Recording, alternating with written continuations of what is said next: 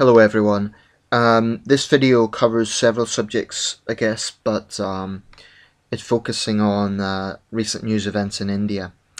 Um, you've probably heard that a few weeks ago, I believe it was just before the new year, there was a young woman, a 23-year-old student, who was gang raped on a bus in Delhi, and the people responsible, the thugs responsible, basically she went through quite an ordeal. She was with her boyfriend, I believe. They beat him up. They raped this young woman, and I think they beat her up pretty badly as well, and then threw the couple off the bus. The suspects include the driver. Um, Basically, a few days later, the young woman died in a Singapore hospital.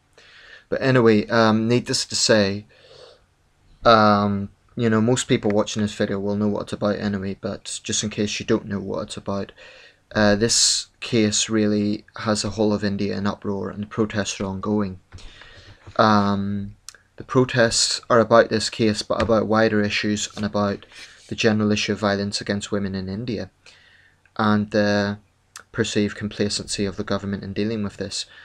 The fact that many cases have been reported to police and not taken seriously, the fact that a rape is reported, I believe it's something like every 29 minutes, or anyway, it's very common in India, and some studies have shown that India is actually more dangerous for women than Afghanistan, or if not, it's just one place above Afghanistan. Anyway, it's in a very, very poor ranking in this regard.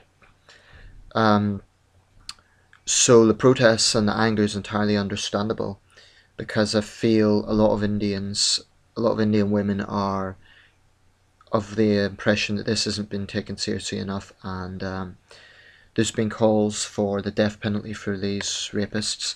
I'm not sure if I agree with that. I think what they've done is despicable, but I have issues with the death penalty. And it could set a precedent whereby it's not that I don't think the people responsible deserve it, because the crime was sickening, but my concern is that as soon as you institute the death penalty, then it can be started to be used a lot, and there'll be cases which come under question. And I am somewhat concerned at the moment about the temperature in India, that is to say, the public sentiments. I think they're entirely understandable. I think that anger is entirely understandable, especially from women's perspective, but there is a real risk here of Lynch Mob Justice developing. There's no doubt violence against women exists in India, but I've also seen a lot of videos sort of with Indian men being attacked by villagers over rumours. I saw one video which was quite unsettling. This guy had been accused of taking lewd pictures of women, and as a result, all these villagers, men and women, were really roughing him up quite badly. Now, surely that is not the sort of justice that India needs. What India needs is people brought before a court of law and punished accordingly, but you can't have lynch mob justice in a society. That's when society starts to become anarchistic, and you just cannot have that sort of justice in a society. Because for one thing, there's a real risk that innocent people will be falsely accused. I do think there's a situation right now. There's absolutely no doubt that there's a big problem with violence against women in India. So I think the anger is entirely justified. But I also think there's a risk that innocent Indian men are going to be caught up in this anger and become targets. For example, all it will take is a false rumour to spread about a man, and then he will be targeted. Now, I'm not saying the people in those videos are innocent. I really don't know, but I do think that it's not a healthy situation to have lynch mob justice.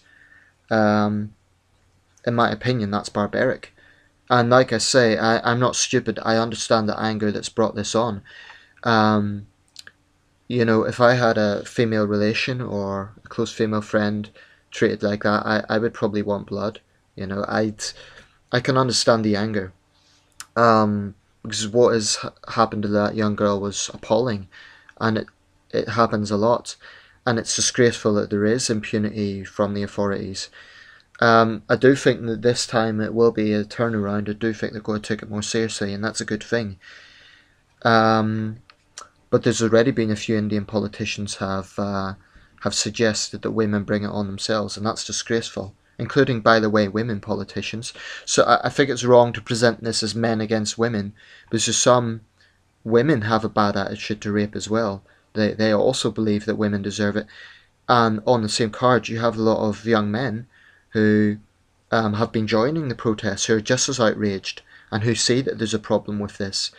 So my message to Indian women would be, firstly, I think it's terrible what's happening in India, and there's certainly a situation, but don't see all Indian men as the same, because India is a country of 1.2 billion, which would mean there's approximately 600 million men, and to dismiss them all as dangerous perverts that's dangerous in itself, and and that's not a case of sort of putting the needs of men above women. I think the number one thing here is keeping women safe, so don't misunderstand that. I'm just saying that with Lynch Mob Justice, there's a risk that innocent men will be accused as well. Men who would have the same values as any decent man and who would recognise there's a problem here.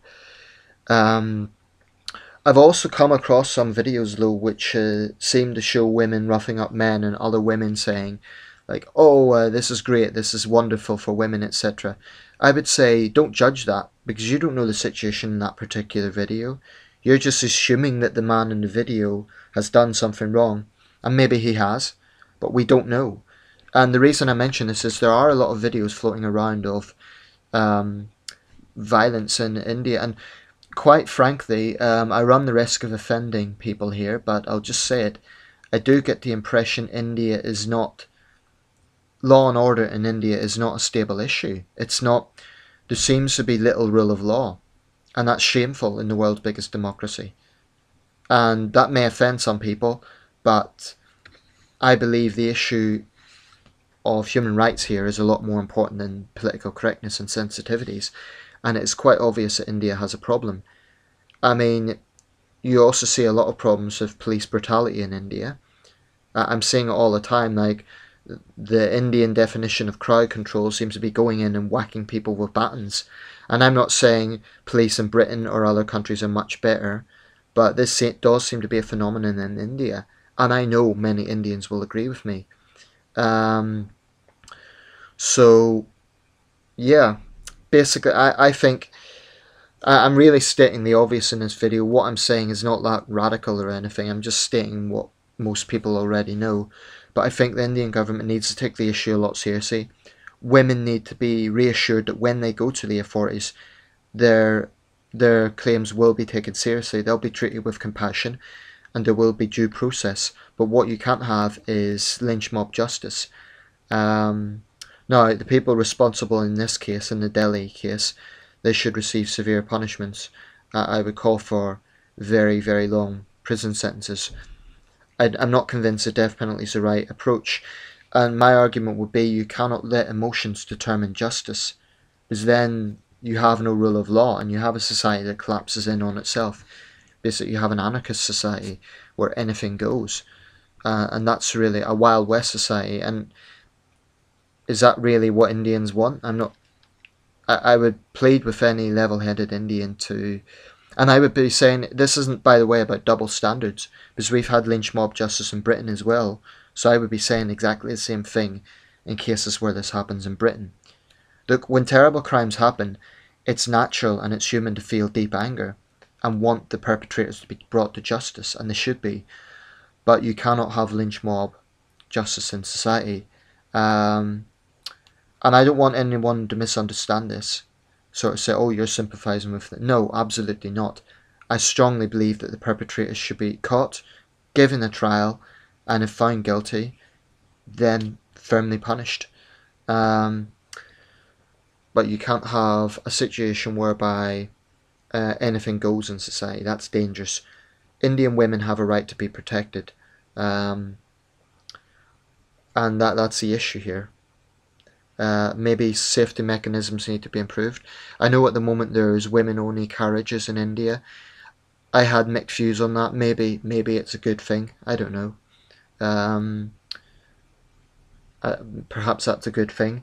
Although if they have that in place, I think they need to make it very clear that those are women-only carriages to see if mistakes happen. Because I think there's a risk that foreign male tourists may be accidentally going to those carriages and when they're doing nothing wrong, simply by mistake. So if you have a situation like that, it needs to be clearly signposted. And I'm not saying it isn't. I'm just making that as a side note. That's my thoughts really. I think there's definitely a problem with attitudes towards women in India. I would add one point though. I think there's a real hypocrisy from this utopian world that Bollywood creates. I mean, I do think Bollywood's a lot of nonsense because it creates this. It always focuses on the wealthy in India, ignoring the fact that many millions of Indians still struggle with abject poverty.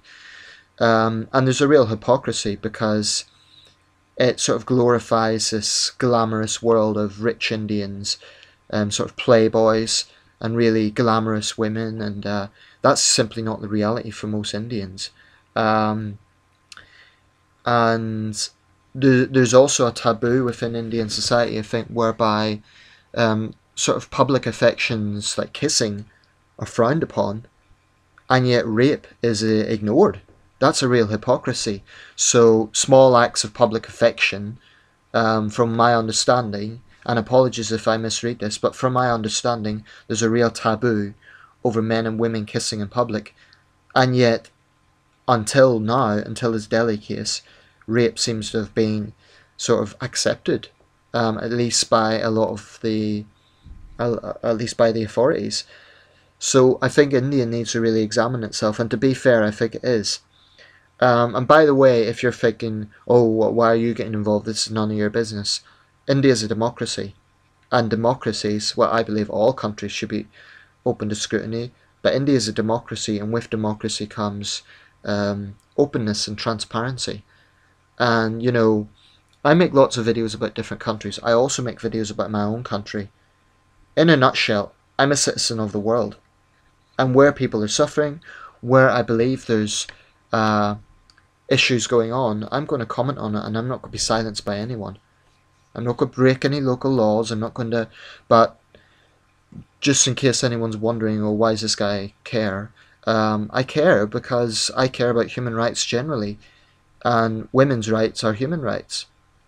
And yeah, I think it's terrible what's happening in India. I can only imagine the sort of fear and pain this young woman must have went through.